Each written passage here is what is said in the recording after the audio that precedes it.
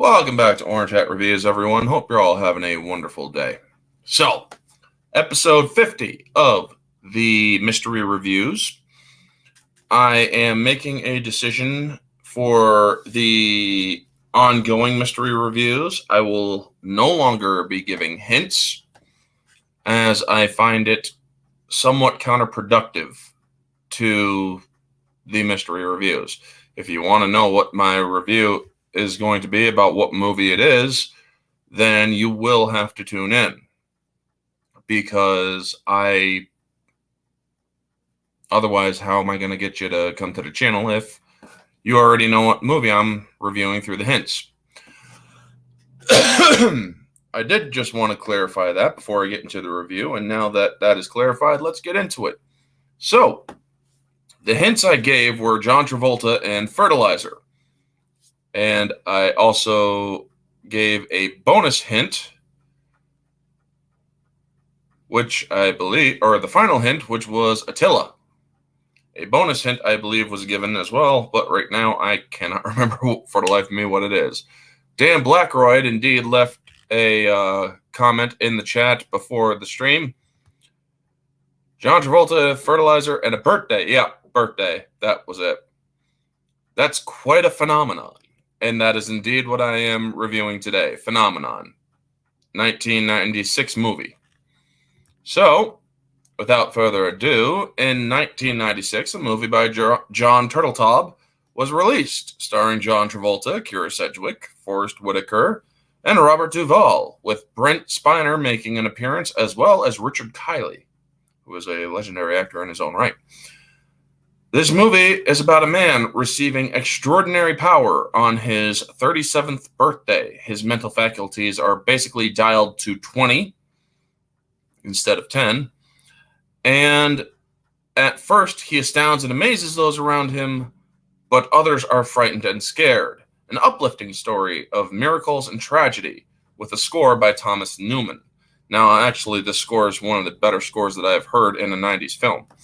Especially in the mid-90s, because some scores are hit and miss. This one actually was pretty good. Now, the movie begins with greenery from a garden with a nice score, and then to a starry sky that fades into dawn. The landscape and cinematography of this film is really nice. I actually really enjoyed seeing the nice sweeping shots. It's rural America. And I love how the score transitions into an acoustic piece to give you the more rustic and rural atmosphere, you know? And we're introduced to George Malley, who's an ordinary man who is frustrated that a rabbit is feeding off his garden despite his best efforts to prevent it. And he's talking with his dog, Attila. And I love that dog, Attila. The dog's real name is actually Charlie. That is one thing I don't get. It's like, why confuse an animal with two names? You know? It's been known as Charlie, and then you want him to be called Attila? So I'm guessing it's clever ADR and clever cuts. So he's like, did you killer, you vicious killer? And then he sees that his little garden has been eaten up a little bit more, and he's like, wait a goddamn minute, Attila, and you call yourself security? And the dog bays, and he turns around and he sees somebody driving up to his house. Don't change the subject. I just love the dynamic between John Travolta and the dog.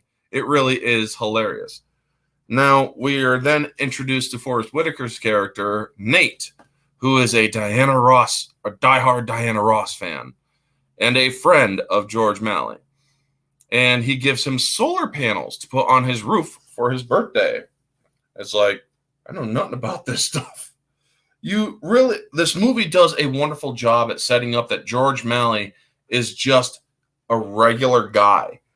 I mean, yeah, he lives in rural America. He's helping he works at a auto mechanic shop, and he's just a regular guy trying to live the American dream, you know? And he's talking with Nate, Forrest Whitaker, underrated, nice watch for a film. Good pick, Pat. I'll be listening at work. Thank you, Pops. Good to see you. And I absolutely love how he's like, he dug under your fence, George. No, he didn't. Yes, he did. I buried that fence 1.5 feet into the ground. Well, then it's a mystery, George. I mean, because the rabbit can't jump over it, but if it can't dig under it, well, there is only one other logical conclusion. But we'll get to that later. Now, it is George Malley's 37th birthday we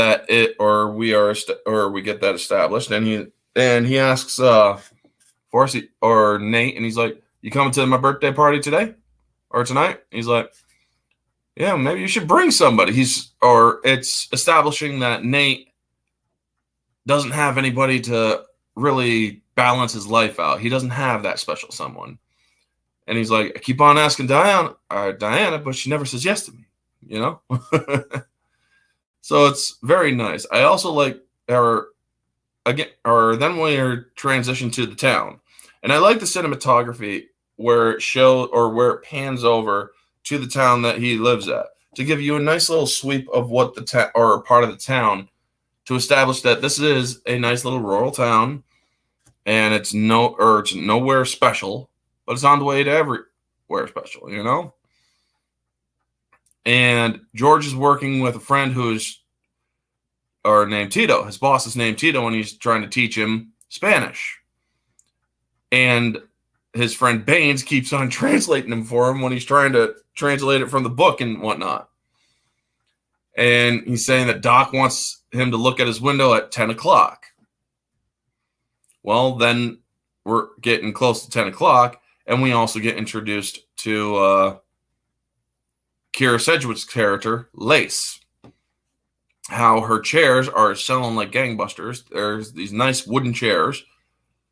And this is a good way of establishing that George is very mediocre. He doesn't know, or he's having a hard time learning Spanish. He's just doing a normal job and whatnot. And it's just great that John Travolta's acting is so great in this. I mean, John Travolta really does have like one or two versions of acting where he just relies on his wit to really sell the comedy. In my opinion, he does it very well. And it really does work in this movie as well, his style of acting. So, he then sees that it's 10 o'clock and he needs to look over at Doc, and Lace is with him, and he's like, or he really likes Lace. He just wants to go out with her, you know? And we then see his friend Doc shift the curtains or the blinds on his window, and it says, "Happy birthday, George." And he's like, "Oh, that's nice." Well, then Doc just whips up the curtains and starts rubbing his bare ass, right against the window. And it gets a nice laugh. Mike Jackson, good to see you. Thank you for coming in. And yeah, I heard that Quarter Black wore an orange hat on stream. How dare he? But hey, shout out to you, Quarter Black. Good to see, or glad that you support the orange hats. And good to see you, Mike Jackson. Thank you for coming in. So this kind of scares off Lace a little bit. She shoots down George this time, but you see a hint that there might be something to happen, you know? So then we get a cut to his birthday party and at the Elkhorn Bar. And Doc gets George a chessboard. And we're also introduced to the other people who live around the town and whatnot. And then it cuts to the end where George is saying goodbye to Tito. He's been having some beers. And then he's looking up in the sky, 37. He's toasting the sky. And then he sees this weird light. This light that descends upon him in such a weird way that just blasts him right off the ground. It comes down, and if you watch it slow-mo, you see this ring that just comes right at you like that. And who knows? I'm not saying it's aliens, but it could be aliens. So he goes in. He was getting schooled at chess earlier. He goes in, and no one else noticed. He's like, anybody see that? That light, the boom, knocked me right off my feet. You fell? Yeah, I fell. And then Doc gets put in the checkmate. He's like, I'm taking your queen. And he's like, that's checkmate, right? Did he just beat you? Did you let him win, Doc? As a birthday present? No, I didn't let him win. I want to see you tomorrow morning. Okay, Doc. And so he goes home. Now, it was established that he wasn't very good at chess. And now he's in bed learning or reading the Spanish dictionary because he can't sleep. This is something that plays later. He can't sleep. And then he turns off the light to try to go to sleep, and he figures it out. He's like, that's it! And he calls his buddy, Nate, Forrest Whitaker. At like 4 a.m, he's like, I figured it out. George, what are you doing calling me? It's late. I thought farmers always woke up early in the morning. That's only if you have cows. I don't have any cows, George. And so he explains there's only one explanation to that rabbit, and that he fenced him in. He was already in there when he put the fence in and when he raised the fence. So he fenced him in. There's only one thing left to do. He's like, okay, yeah, click. And he hangs up the phone. Forrest Whitaker plays such a great character in this movie. It is just, he is a simple guy that he just plays it well. Forrest Whitaker is one of my favorite actors when it comes to 90s, 2000s, and even later. He's just that good of an actor. First time listening, looking forward to it. Thank you, the R. Good to see you. Epimedios, always good to see. A Scientologist stares at the sun and they get telekinesis. I stare at the sun and I can't see for 2 days and get called an idiot by the doctor. Well, it wasn't the sun that he was looking at. It was the night sky. But anyway.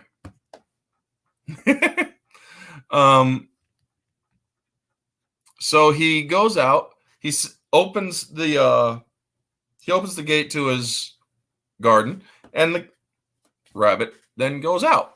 There you go. Problem solved. The next day, we see him back at Tito's working. And he's now speaking Spanish fluently, which shocks the hell out of Tito and Baines, who work with him.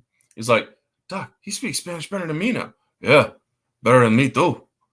And it's like, oh shit. I know, I remembered the later scene had it back to front. Ah, right, gotcha. Okay, happy.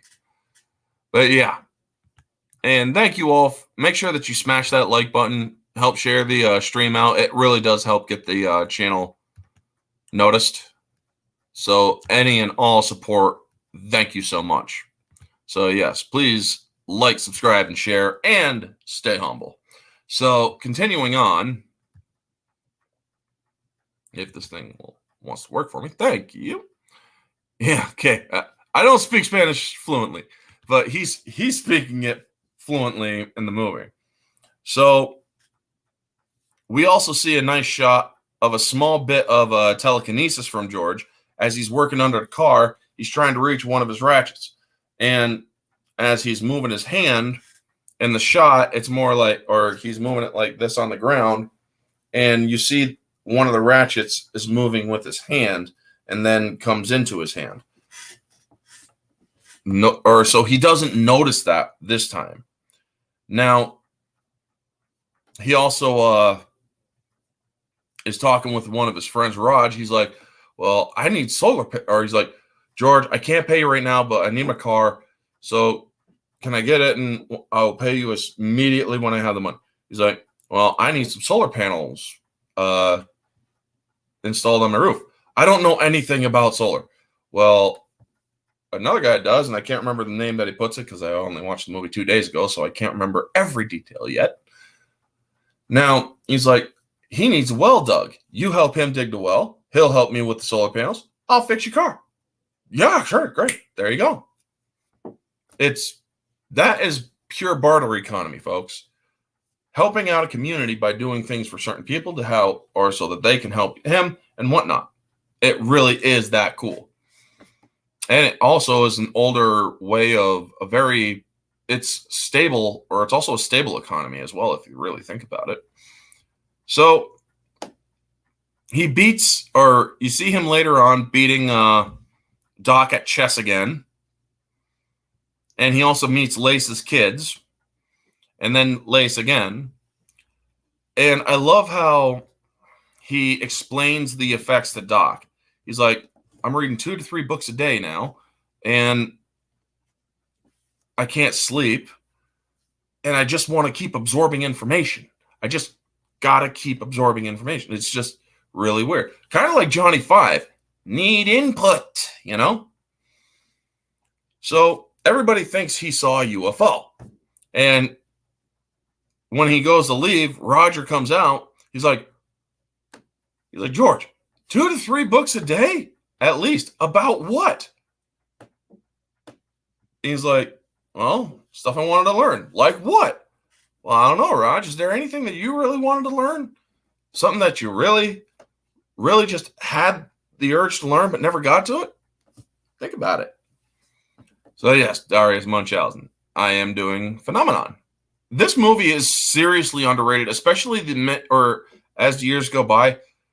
They should never remake this movie. John Travolta made this movie perfectly. I heard there is a sequel out there somewhere, but I honestly do not understand why they needed a sequel to it. I mean, unless they were going to give a dark half to what would happen with somebody like this, you know? Now, we see the solar panel installations, and George is learning about new things, and I love how this happens. Or it shows the passage of time. I mean, it's been a month since his birthday. And then we show even more passage of time. He has a bed full of books that while he's laying in his bed at night, and he's reading all these books. And he's trying out a new fertilizer that he made from garbage and pig manure. So that is a call out to the fertilizer. Now, it's a great way to establish the difference between who George was before and who he is now. Now, George gives Nate a willow chair from Lace. 2 of them, actually. He's like, and how Nate is kind of worried because George knows so much. When he's explaining all the stuff about solar energy and how it's completely untapped and whatnot. Dino, I'm doing Phenomenon with John Travolta. I'd like to see this movie compared to Lucy to show how much better movies were back then. Exactly. I mean, don't get me wrong. I absolutely love the movie Lucy. It's a great scientific experiment of what would happen if the brain unlocked all of its potential. However, I don't think that in this case, they really did chop it down to, or in Lucy, it's fast paced. She only has a day or 2 to live after she gets that drug fully into her brain and she's unlocking 100%. She literally becomes a god. In this, it's less complicated. But yes, happy day to Happy Dinosaur 8000. Always a pleasure to see him on my channel. Phenomenon. Cue the X-Files, right? So yes. Now, Nate is also a one of those ham radio guys. He's one of those band or radios that was kind of like in Frequency, where he's listening to all sorts of stuff. He's also talking to himself on the radio with his license and whatnot. And then he picks up 2 different Air Force bases, and it's Morse code. And George is craving information. So he's like, no, leave it alone. He's like, I can understand it, or I can hear it. And he's like, there's no way you can hear it. It's way too fast. No, he can hear. So he records it. And he's like, why would you want to record this? Because it gives me something to do, Nate. And also, Nate wants to leave this alone because if you're messing with Air Force bases, you could get in some serious trouble. Now, they do decide to respond to them. And we're then transitioned to a scene later in the night where he's reading more books, and then as he's pulling the page, he goes to turn the page comes up, and you don't see the touching between the page. Basically, to give you an idea, he's about to turn the page, and it's kind of like that, where his hand is up here, but the page is already up, but not ready to turn. So it's a pretty cool thing. Now, a lot of people would wonder, how did I do that? Well, that's because I have telekinesis. No, I'm just kidding. If you actually think about it, go to turn the page. Well, you can't. What can't you see? My thumb. I'm just holding it down here. This has a static part of the thing. So there you go. And I turn the page.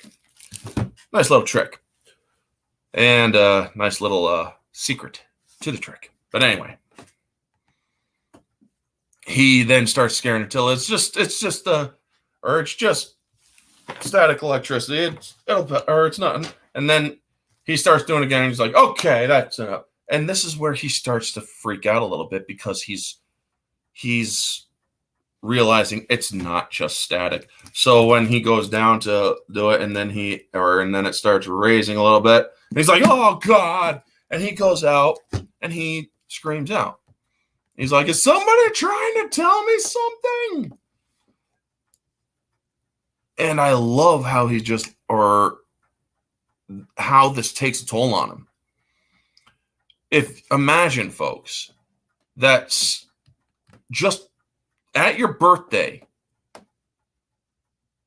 James Hydrick was in the movie. Hydrick? I do not know who is James Hydrick.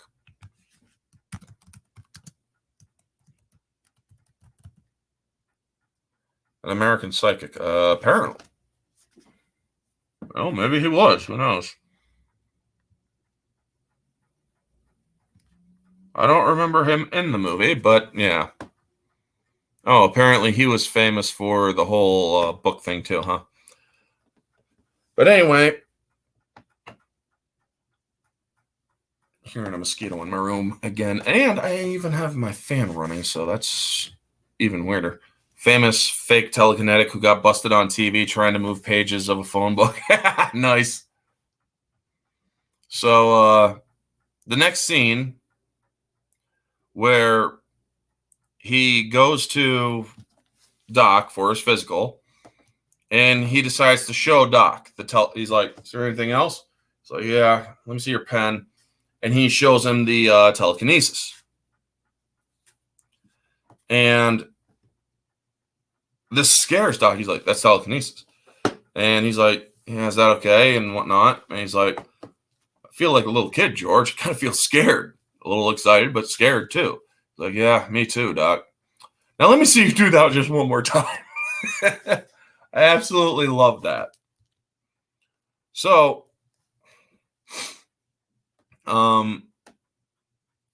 he then, it would be logic about this being how it's a month later. I mean, because like I said, imagine just being a normal person, and then at night, and then the sudden shift where you are suddenly able to retain all this information that you haven't been able to do before. You were just an ordinary person. Wouldn't you be scared, even with yourself, about how, extraordinary you are becoming? This is a wonderful way, or this movie is a wonderful way of expressing that, because he doesn't just jump right in enjoying all of this. He is scared. George Malley is scared. John Travolta scared, or plays it very well in this. It's like, this is just, or with some of it, he just goes right along with it. But with other things, he is scared with what he is discovering about himself, until he does learn to do it, or he does learn about how to control some of it, Now, Let's see here.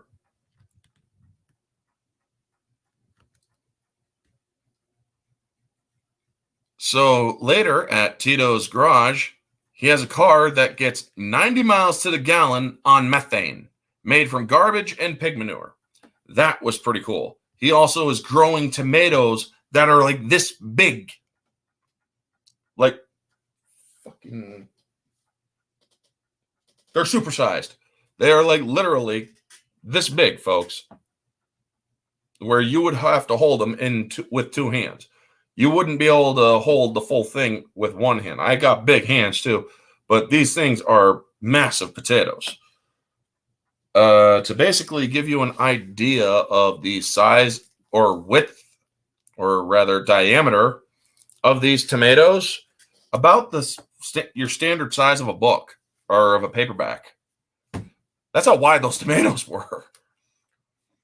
I hear if you use a body under a tomato plant, they'll grow really well. Jesus, Epi. That is hilarious. Fun fact, LOL. Well, the thing is, the human body carries it's 80% water. There's so much nutrients in a human body, so it is conceivable.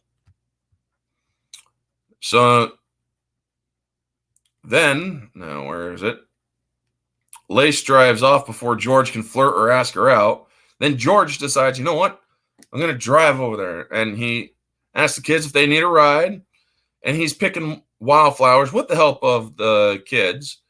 And he's showing up at Lace's home to deliver those tomatoes. He's like, now I'm very proud of those tomatoes. And she's like, so she talks without the kids around. And she explains, I don't like complicated, George. I don't like surprises. I'm just trying to live here with my kids, you know? And he's like, what happened to you, Lace? And he then catches on himself, is like, yeah, that was inappropriate. I'm sorry. And she's like, no, it's all right. So what is a man expecting when he brings a thing full of tomatoes or a bowl full of tomatoes, George? Dinner? No, not expecting. Just hoping. And that is a fun little thing that happens later on that becomes a essential part of their relationship, is that it is repeated later when it's actually truly meant, you know? Man becomes smartest man on earth, learns to talk to women, finally someone understands them. Yeah, that he's still awkward at it though in this one. And I absolutely love how he is walking with her, and then suddenly he feels a little lightheaded and nauseous and whatnot. And he's like, oh my God, I think I know what this is. Can I use your phone? And he tries calling the people at Berkeley who is and had or seismologists and whatnot. And he's like, I must have been standing on a fault. He's like, and I'm trying to tell you, click, there's an earthquake coming. So she has her kids take down all the china, put some duct tape on the cabinets and whatnot. And then they're at dinner, or that night they're doing dinner. And she's like, I only know how to make two things, turkey and spaghetti, or turkey and something else. And he's like, which is this? Or which is this? And then he's joking, getting a nice little laugh between the kids. And then her son is shaking the table. Now this kid, or the one that played her kid, is I think his last name's Gallagher. He's actually grown up to become a actor in his own right. Pretty good actor too. Then not cast. John Travolta, David Gallagher. Yeah, he plays Lace's son, and he's gone on to do a lot of good movies as well. I mean, he's also gone in TV shows. He made most of his early career in TV shows. Later career, he was also in shows like Vampire Diaries, where he played a werewolf, and a couple other ones. He also played a rabbit hybrid in that show because he got turned into a hybrid. But anyway, after George goes to leave and whatnot, he does try to lean in for a kiss, but then he's like, all right, good night. It's awkward. Seeing something like that, it's like, I would probably make the same mistake, to be 100% honest. So then, as he's driving away, her kids like him that he's neat. She's like, yeah, but there's so many warnings. I mean, this guy thinks he can predict earthquakes. Well, then the earthquake actually happens. You get the shake, and she's like, get in the car. But it's over. I know. Just get in the car. And so he gets home, and he's talking to his dog. And he's like, did you feel it? Did you feel it? He's like, or so she comes out, or she's speeding after him. She parks, and he's like, you felt it, didn't you? What's going on, George? I don't know. And she's like, I just want the simple truth. I honestly don't know, Lace. This is the truth. This is me telling you the truth. I don't know. And so she goes to shake her head, and she notices something. He's buying all of her chairs. Other people have said that those chairs aren't that comfortable. But he's buying them, and he's like, oh, no. And he's like, I love those chairs, Lace. I love them. And I just wanted to talk to you. It was his way of keeping her coming to his shop, you know? And she's like, I just wanted one simple thing, George, the truth. And even you couldn't handle it. So, yeah, he's kind of realized he screwed up. And I absolutely love that, you know? So then we see Nate and George are playing more code, or more figuring out that these are missile silos between the two, or between that they're messing around with. And he then shows Nate his telekinesis with the paperclip. And I love what he says. He's like, you think they fried your brain or something? He's like, I don't know, man, but I wish I did. And then we get to the scene with the Portuguese family, where it becomes more serious. Doc has been called to this family, and he's like, there's something about, or do we have anybody who speaks Spanish? No, that's Portuguese. They just moved in last week. And we're finding out that this guy is very sick, and they think it's food poisoning. Well, he's now talking about there's a child named Berto. And so he asks Bonnie, hey, Vanja, it is Phenomenon. And they're like, Robert Duvall in this movie he plays it so well. And he's like, I want you to get on the phone, call George Malley.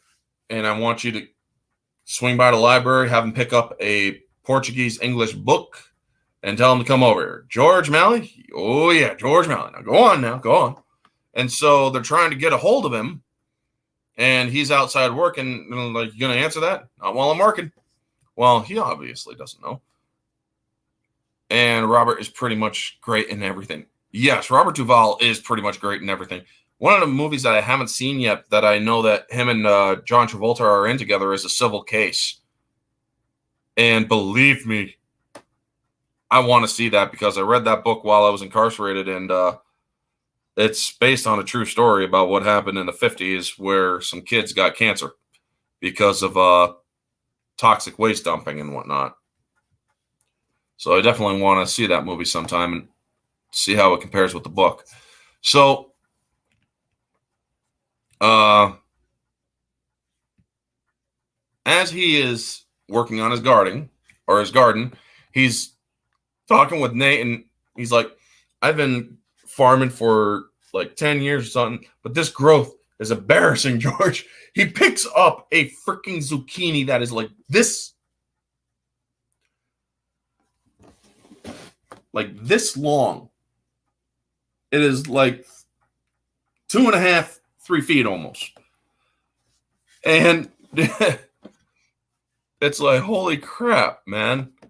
He's like, this is embarrassing. He's like, well, I want to take this new fertilizer and we're going to plant it in your South 40. He's like, you couldn't even, or nothing grows out there, George. Can't even get weeds to grow out there. I bet you we can get corn to grow out there. And so then we get the Berkeley guy, John Ringgold. And he comes and he's wondering how Mr. Malley predicted that quake. And he's like, so he's like, or you think that's nuts?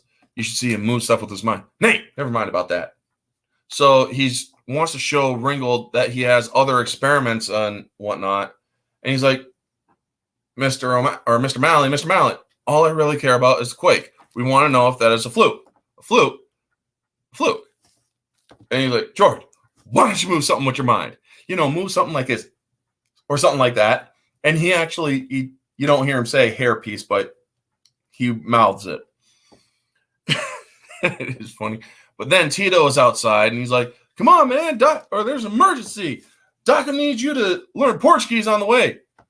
He's like, Portuguese? Learn Portuguese? Why don't you go with him, Professor? And so the professor is going with him, and Tito's speeding down the road. You see George just going through these pages, reading quick. And so they arrive. And Doc asks him, and he's like, I need you to ask this guy how to find a boy or a lost boy and whatnot. And so he starts speaking with them. Now you don't see the translation. There is no captions to this movie, but he basically translates what he hears to them. He's like, there was something there was something wrong with the food. The boy is sick. And he's like, asking where the boy is. He's in the orchard. And everybody's just looking at him. Tito drove the truck while I read the book. George Malley, you read the entire Portuguese, or you learned the entire Portuguese language in 20 minutes? Not all of it. I love that. Not all of it. So then they come up with a search party and they go out into the orchard. Now he's standing in the orchard as everybody is yelling and screaming for the kid, Berto. And he then turns around and walks out of the orchard and he starts doubling over. He's holding his stomach and he starts doubling over and he's getting sicker. And he's like, and Doc sees this and he's like, he's sick, Doc. He's not in the orchard. He's there. He's that way. And as he gets closer to the kid, he starts doubling over as though he is picking up on this kid's sickness. I don't know why, but damn Scientologists make good actors. Is John Travolta a Scientologist? Huh. I didn't know that he was. I knew that Tom Cruise was, but not John Travolta. But anyway, as he gets close to where the kid is, he drops down because he can't get any closer because he's very sick. He's feeling the pain of the kid. And the doctor's like, what is it, George? Or what's wrong, George? It's like, are you okay, George? He's like, it's not me, it's him.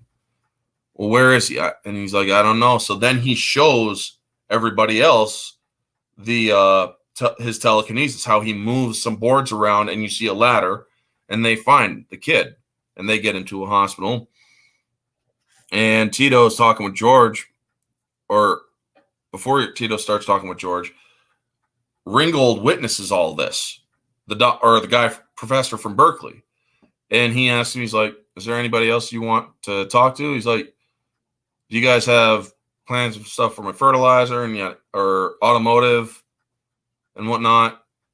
And he's like, yeah, we have all these departments. He's setting up a meeting to go to Berkeley so that he could talk with these people about his inventions and his ideas. And it really is cool. Now, we then see Tito talking about the boy's mother. And she speaks a little bit of English. She's the only one that speaks English around there. And he's like, what kind of work is she looking for? Housekeeper or cook and whatnot? Why? You know somebody who needs a housekeeper? Nate. So Ella is the woman, or is Berto's mother. And she's very thankful to George and whatnot. And George goes to Nate, and he's like, I think I found you a housekeeper. Nice Portuguese lady. She knows how to cook and whatnot. I think she'll be great for you. Well, I can't eat Portuguese food, George. She can cook you whatever you want, Nate. But he's like, I'm going to teach you how to speak Portuguese. And I love what he does here. He's like, what do you want to say? Oh, can you come twice a week? Can you come twice a week? Logical. And he's like, how much per day? And stuff. And he instead translates things like, your face is as beautiful as music, in your eyes, heaven. And all these nice little flirtations. And he's like, I think I'm going to be pretty good at Portuguese. Now, we then get shot at Lace's house, where Lace, as we know, is still angry with George. And you see her daughter. Her daughter's name is Glory, which is pretty cute. But she's reading a book about UFOs while listening to the coyotes out late at night, and she's just freaking terrified. And she's talking with her son and daughter about George and how they're telling him about how he found a kid in the orchard and whatnot. She's like, why don't you like him? Or why are you still mad at him? Well, because I like him. I mean, you actually hear her say to her kids, she does like George. But she also is afraid of what would happen if she got into a relationship with him. She's afraid of she has abandonment issues because apparently the father of the children that she has left. So you understand this. Now, talk around the Elkhorn about George finding the boy, and everybody starts asking him questions, and it's like, and because he's realizing how everybody's staring at him, he gets uncomfortable and leaves. And he's like, you're going to tell us if there's another earthquake, ain't you? Ain't you? So he sees Lace and decides to try again with honesty. He confides in Lace that Berkeley is coming and he wants her to go with him. And she tells him, I will meet you out in front of your place tomorrow at noon. If I'm not, it means I can't come. Well, then we cut to Nate meeting Ella. And it's love at first sight. Now he's listening to Diana Ross on his radio and whatnot. He's like, and he meets Ella, and it's literally love at first sight. And she realizes that this is definitely the only place she needs to work. And so as she's leaving, he recites some of the stuff that he learned because he was excited that he knew a little bit of Portuguese. And she says, you're cute. And says, tomorrow. And he's like, yeah, tomorrow.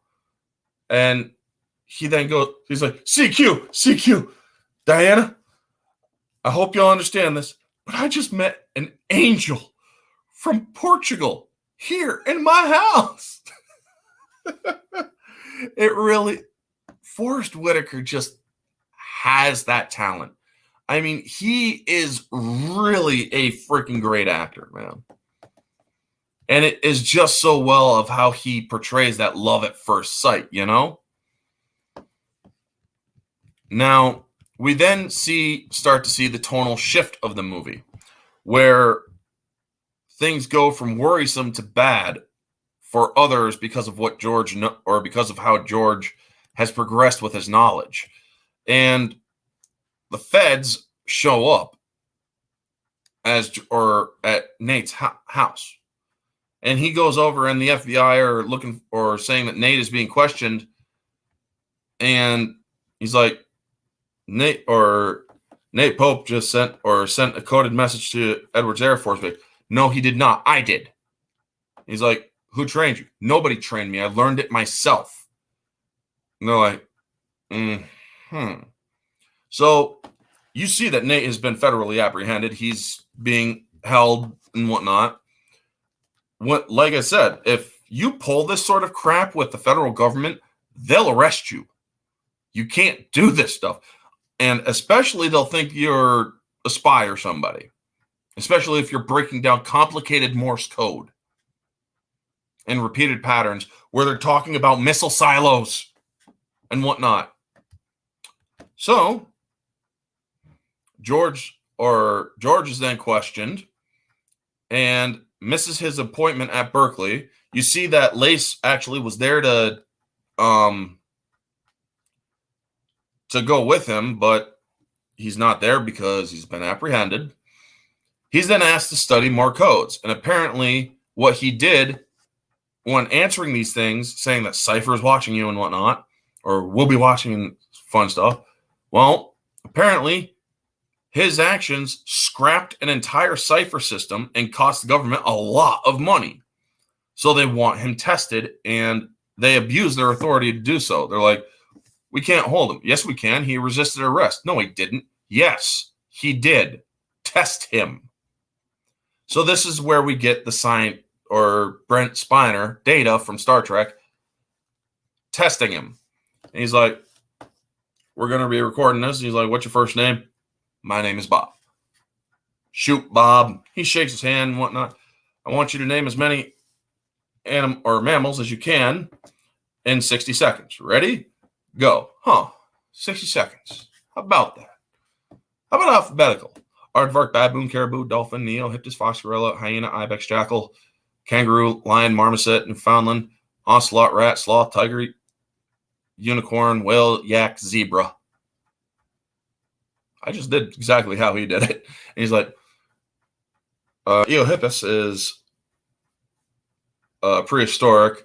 Unicorn is mythical. Newfoundland is a stretch because it's a breed of dog, but you weren't being very specific. Now, were you, Bob? And then he sees that he over-timed it, and he's like, okay, I will try to be more specific. This whole scene is freaking hilarious. This whole movie teaches me 3 things. Almost every actor in this movie is phenomenal. Yep. A woman shaving you can be so damn intimate that we should never trust the government, especially Fed boys. Yeah, I know, right? So then he asks, he's like, how old is a person born in 1928? Man or woman? Why? Specifics, Bob. If a man is born in 1928, how old is he? What month? If a man is born October 3rd, 1928, how old is he? What time? 10 o'clock p.m. Where? Or is he still alive? If a man is born October 3rd, 1928, and he's still alive, how old is he? Where? Anywhere. Well, let's get specific, Bob. If a man is born in California, October 3rd, 1928, 10 p.m., he's 67 years, 9 months, 22 days, 14 hours, and checks his watch, 12 minutes. If he was in New York, he'd be 3 hours older now, wouldn't he? And he gets frustrated, so then he starts moving the pencil with the telekinesis. And the doctor is making these notes, and then he's like, is that a trick pencil? No. He's like, how you doing that with the pencil? He's like, I ask it to move. Well, I could say that I will it, but that would imply a command. But I just ask it. It's just sharing a mutual bond between energy, or between me and it. After all, we're made of the same thing. Wood, energy, Bob. The little things. Now, there is in the trailer to this movie, covers a deleted scene after the scene. How you doing, Kamen Rider? Good to see you. And the guy basically tells the feds, he's like, I don't think he's testable. He just scored way off the charts. You can't test his IQ. So, yeah. I mean, I absolutely that is my favorite part of this whole movie, is the test between Brent Spiner's Dr. Bob and freaking John Travolta, where he goes alphabetical and then goes down to the minute of how old a person is. It is nuts, but it's also so great to watch. If that scene didn't win an award, shame on the Academy. That's all I'm saying. Now, we then see the FBI, or the Jack, one of the FBI guys, is deciding, he's like, you're scaring a lot of the people in the intelligence community. So they want to recruit you. He's like, no, I'm not comfortable here. I'm going out of my skin here. Have you released Nate? Yes, we released Nate. And he wants to go home. He's like, can you legally home? No, I want to go home. So they let him go. But the FBI went to Berkeley and talked to Ringgold and said, he's an unknown quantity, talking about George. And so now I'm reviewing Phenomenon, Kamen Rider. So now George has been blocked by the federal government of going to Berkeley because apparently there are some projects from the federal government at Berkeley and they don't want him anywhere near those areas because he is an unknown quantity with insane intelligence. So now he is apologizing to Nate. He's frustrated. They did all the tests on him and he starts freaking out and he has his freak out moment where he's very distraught when he visits Nate and the locals question him again and he has had enough. So he's like, I can't even give my ideas out. They won't even talk to me. Or, you know what that light was? And they're like, what was it? What was it? It was a goddamn alien. It was a mistake is what it was. It should have happened to a leader or somebody smart, a scientist or something. Instead, no, it happened to me, George frickin' Malley. I mean, look at it. And then he shattered, or he goes like this and shatters the mirror behind the barkeep. And this scares everybody. And he realizes that he had just kind of overstepped because of his frustrations. So he tries apologizing to people, and people are now moving away from him. And he apologizes to the barkeeper. He's like, I'm sorry, I will pay for it. All right, that's all right. Yeah. And then he leaves. And he then goes, or he's at work with Tito, and Baines calls in. He's like, I understand, man. And he's like, that was Baines. He said he can't work here no more. And he's like, well, why didn't he call, or why didn't he come to me? And he's like, don't worry, George. It'll wear off. People's cars are gonna break down. They'll start coming in again, and whatnot. And then Doc comes in. He's like, it's telekinesis. What's going on, buddy? And he tells him, he's like, George, I want you to come in. I want some blood work and a CAT scan so that we can figure out what's going on, buddy. And he convinces it, or he cools George down because George is still, he's like, they're looking at me like I'm some sort of green buck or something. And that is a great line. And John Travolta says it very well. He acts out that scene. He's like, I tried to do something and they're looking at me like I'm some sort of green buck or something. So yeah, we now see that this phenomenon, whatever it is, can scare people if they're not ready for it, if they're not used to it. What is different scares people. So we then see him at home where he's just really going at it with or in the garden where he's tilling his soil. And you see how disheveled he is, how quick the cuts are, and how much he is overstressed because of this. And so then when he stands up, he sees the wind, or he feels the wind. He sees the chair or the trees swaying. And this allows him to be calmer. And he just starts swaying with the wind, and the trees start literally swaying with him in unison. So then we get a cut to Lace's house where her son, Al, has a piece of the broken mirror. And he bought it for $1. And they're like, or they're saying it's hollow. And people are kind of freaked out. And she's like, well, that's very cruel and that's very mean. You remember what happened when Dad left? How our friends stopped talking to us and how they treated us differently? That's very mean. This is what happens to George. And so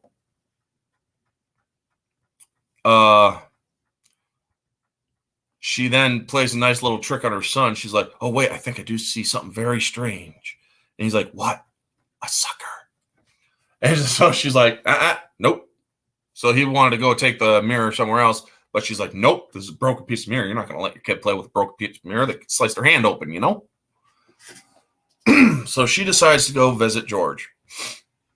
And he is disheveled more. He's got some stubble on his face, kind of like I do, but clearer, or you can see it clearer in the movie. Hey, Jacob Ironside, good to see you. Phenomenon, good movie, underrated, 1996. Check it out, John Travolta. So Lace goes to see him. Now, it's as... Sorry, I thought I heard something. It's as Epi set up here. How a woman shaving a man can be so damn intimate. This basically constitutes as a love scene, folks. And it's nothing sexual, but it is intimate. Where she gives him a haircut and a shave, or she's like, what can I do for you, Lace? What can I get you? Scissors. And she cuts his hair, and you hear the song, She Gives Me Love, and whatnot. And he wants to talk with people. He wants to go to the book thing that the library's doing so that he could talk with people about his books. And so she shaves him and whatnot. And you see this lovely moment where she does pull away at the last moment. And that is great because now she is accepting of him. But she pulls away, which is, in a way, if you read it right, it's a promise of something, or a promise for something to happen later. It's basically her way of saying, I like where this is going, but I don't want to spoil it just yet, so later, that kind of subliminal message. A promise of return, so to speak. So then we see the book fair, and where he's starts his presentation. The press shows up. You got this guy who's into UFOs, and you got Doc there asking him some questions. He's like, so you've read all these books? And he's like, yeah, they helped me learn a lot of things. Lady Chatterley's Lover? Well, that's basically, that helps you learn about how to get to a woman's heart and what's in a woman's mind and whatnot. Also, he's like, person asks him, can you name the presidents forward and backwards? No, but I can name some forward presidents and some backward ones. And then the press starts grilling him, and Baines asked him, he's like, how did you do that with the mirror, George? And he grabs the UFO guy's sunglasses and he starts spinning them. And he's explaining that it's like an energy, a dance between two energy things. They're like, well, why can't we do it? Well, maybe you can, Nate.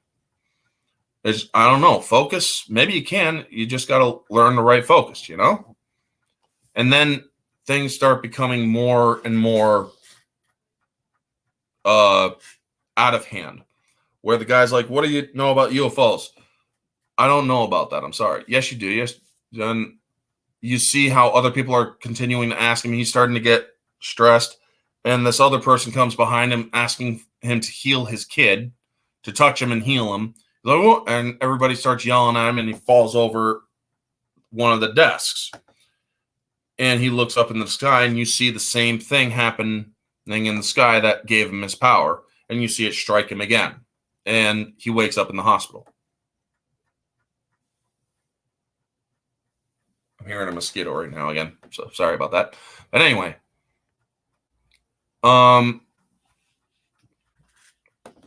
he wakes up in the hospital, and this is where it is so freaking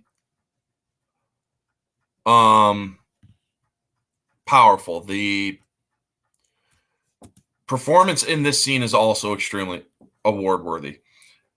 Doc comes in and tells him, he's like, you got a tumor in your brain. And it's spread out like a hand. And each one of these tentacles, instead of degrading brain function, is instead stimulating it. But it is also impeding blood flow. It's blocking blood flow.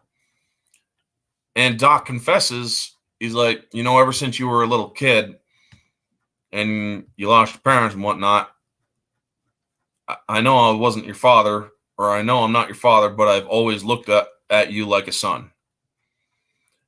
And Nate asks, he's like, George, what can I do for you? You want me to get you out of here and whatnot? He's like, or what can I do for you, George? He's like, yeah, next year I want you to use the new fertilizer and plant corn in the South 40. When you're planting the South 40, I want you to put corn in that field and use new fertilizer. and you will get 4 to 5 years without rotation.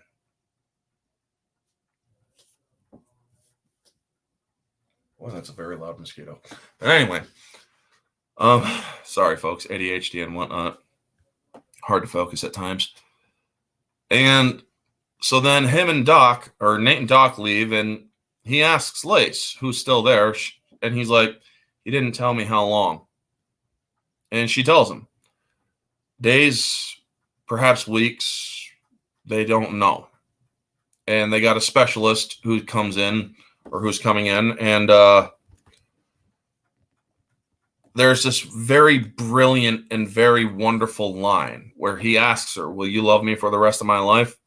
Because she tells him before that, I've tried so hard not loving you. And he's like, how'd that turn out? Terrible. So then he asks her, he's like, will you love me for the rest of my life? She's like, no, I'm going to love you for the rest of mine. And that is just one of the most beautiful freaking lines ever in this entire movie. That is also award worthy. For fuck's sake, did this movie ever get awards? Because if not, that's criminal. I mean, honestly, it really is. So then you see him holding her, rocking her as they watch the rain and whatnot outside. And then we get Richard Kiley coming in as the brain specialist. And he asks George if he could, his permission to perform an open brain surgery. Not to save his life, but to study the tumor.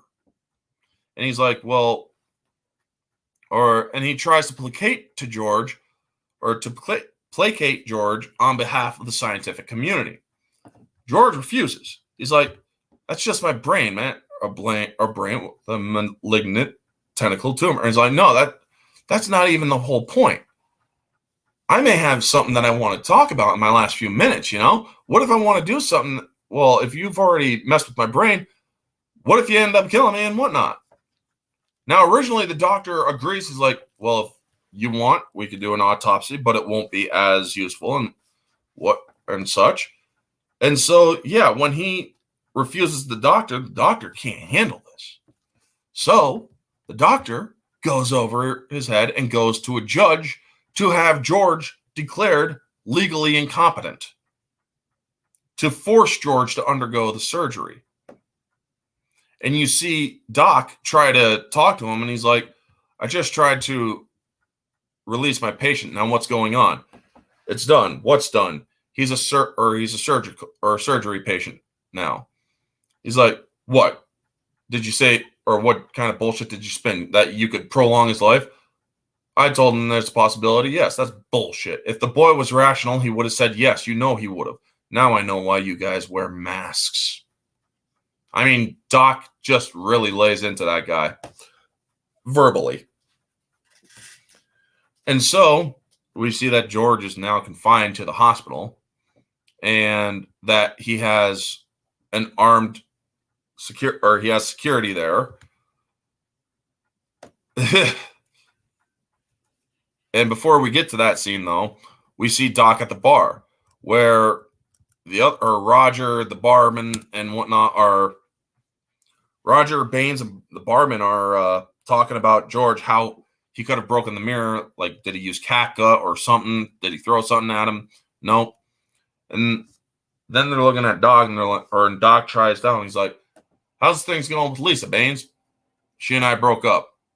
Oh, that's too bad. George has a lady love, and she's sticking with him. Oh, and you want to know why? Because he bought her chairs. Every woman has a chair and something to sit in with them. Baines, figure that out. You got life figured out. And he's like, and they're like, Doc's really drunk tonight. Yeah, probably gets it from, or I don't know where he gets it from, probably from George. Well, Doc has had enough of this shit. And Robert Duvall gives another great performance in here. I cannot stress enough, folks, how good Robert Duvall, John Travolta, Keira Sedgwick, and all of them are in this movie. This movie should have been a clean sweep in the awards, honestly. With supporting actors and actresses and whatnot, this movie should have just been an award magnet. I'm not kidding. The writing in this movie is very good. And so when he shoves his beer steiner down the bar, shattering the other glasses, and they're all yelling at him, he yells right back, "Why do you got to cut him down? What are you so afraid of? What do you got to lose?" He didn't ask for any of this. He didn't want any of this from nobody. He wanted nothing from nobody. Nothing. Nothing. And you all have to tear him down so you could sleep better tonight? I mean, you all can't handle it, so you got to just insult him. So what? So that you could sleep better tonight? I'm right. And to hell with all of you. And he walks right out of the bar. And they all look after him like, dude's gone nuts. Robert Duvall gave such a powerful performance in that scene that you pretty much almost cry in that scene because of how passionate his performance is. That is one of the things that is very lacking nowadays in movies, folks, is passion. The last time I saw passion on screen was Top Gun Maverick, where you see great acting skill, great passion for the work, and look at what it did. It made $1 billion in the box office so far. But back to the movie that I'm talking about. So then we see that George is at the hospital, and has to take these meds, and he's fake taking them. And he keeps the yogurt, and then knocks out one of the orderlies and switches place with him. And Doc learns of his escape from the sheriff. And as the sheriff's moving around, Doc leans down, starts laughing, and he takes the air out of the sheriff's tire. So George is at his home with Nate, and he's handing Nate all of his journals and whatnot to give to the right people because he knows he's on borrowed time. George is dying, and he knows it. And so he's like, "You want me to drive you, George?" "No, man, it's too risky." So he runs over to Lace's house, and Lace has Attila, his dog. And so he's hiding out there, and the FBI come looking for him. And the same FBI, Jack, the guy that goes looking for him, is there too. And she noticed it, before that happens, George is teaching Al, her son, how to fix a carburetor because her carburetor was always giving her problems in the truck, making it louder and whatnot. So she fixes it, and he's like, and Al calls it. He's like, "You came here to die, didn't you?" Well, Al and Glory are kind of upset with this because they know the truth, and he wouldn't say. And you know that they have the issues with the abandonment. They really like George. They look at George almost kind of like a father, really. And he then goes to talk with him and using the apple. He's like, "Now, if we just took this apple, tossed it on the ground, it would waste there and be gone forever. But if we take a bite out of it like this," and he bites it, "it stays with us forever." And he has Glory take a bite out of it, and he tries passing it to Al, but Al doesn't want to listen. And he tells him, "Al, everything is on its way to somewhere." And Al understands this in one way or another. So then he sees that the FBI is coming, and so he hides really quick. And the FBI is asking Lace where he is. And she's like, "What's it matter?" So he sees that the truck has been worked on, and he gets into the truck, and she asks him, "What's your first name?" "Jack." "How would you like to die, Jack?" Folks, usually if a person asks an FBI agent like that, or that question, they probably arrest the person for threatening them. However, because they all know that George is dying, she's not asking, or she's not threatening him. She's basically saying, "How would you like to spend your final moments or your final days, Jack? Cooped up in a hospital, or living your last moments out the way you want them to?" That is how she's actually saying it. Greg Z, good to see you. And it's not Greece. It's a phenomenon. But good to see you. And so George is finishing up his journey or his journals for Dr. Ringgold because Dr. Ringgold is going to come out or come over the next day. And Lace finds him up by a rock that a tree is growing over and into the ground with. And we see this, or she's like, or she really loves George. And he's like, how did you hold your kids when they were fussy at night, or need to teach them that not to be scared? And she learned to sway in the wind, or sway back and forth holding the kid. And she learned that was a nice little lesson from George. And so he's like, well, look what I made back there. And she's like, that looks like a bed. Are you expecting to get lucky? No, just hoping. So a nice little moment there. And they basically get it on there, but it transitioned to that night and they're in bed with each other. And he tells her that it's happening. And this scene is so powerful because she starts crying and he's like, it is okay. And she accepts it. But she also is very broken because she loves this man. And he's leaving her, not abandoning her, but dying, leaving, you know? And to sense when you are literally about to die moments before you do is insane. But he accepted it because he knew it was going to happen. And there's nothing he could have done to stop it, you know? And so the next morning, Dr. Ringgold shows up and he's looking for him. And she tells him, George passed away last night. And he left you these. He said they weren't finished. And so he accepts them and he's like, I will do my best.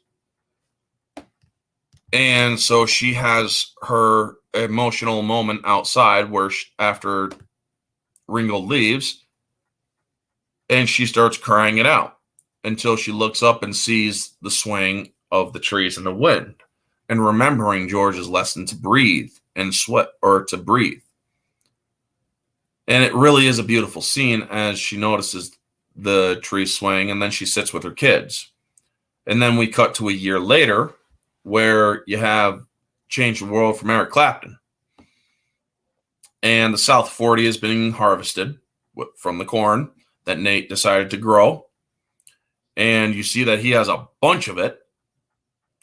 And he's with Ella. And Ella is around 9 months pregnant.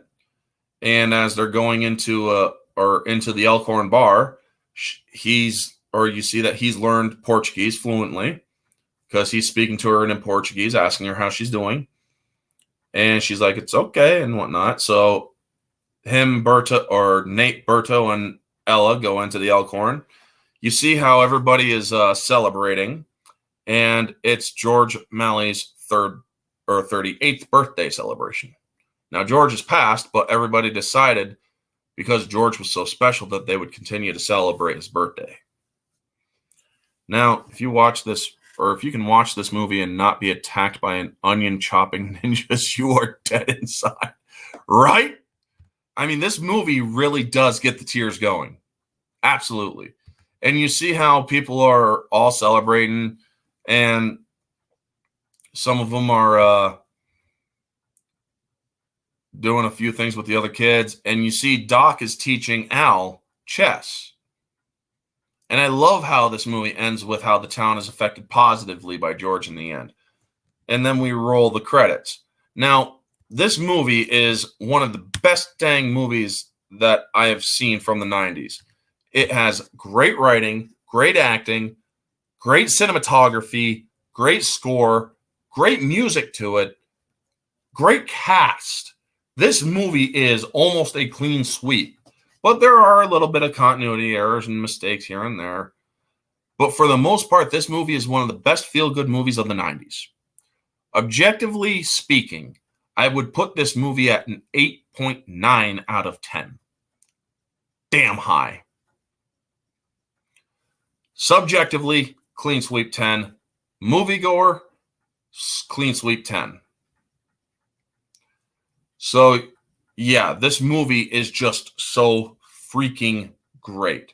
Now, as for what I will be reviewing next week, I will not be posting the hints on Twitter.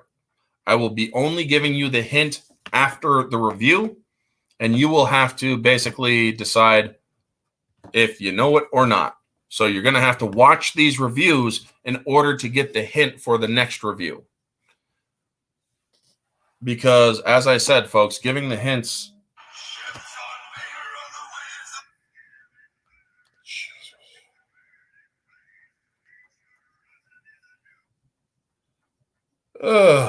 Bad timing to my friend here. But anyway, let's see here. What movie can I watch that is good for next week? It'll be one of the more recent ones. And I think I just found it. Probably a good choice right here. Alrighty, so I have already the hint or hints for next week. Jason Statham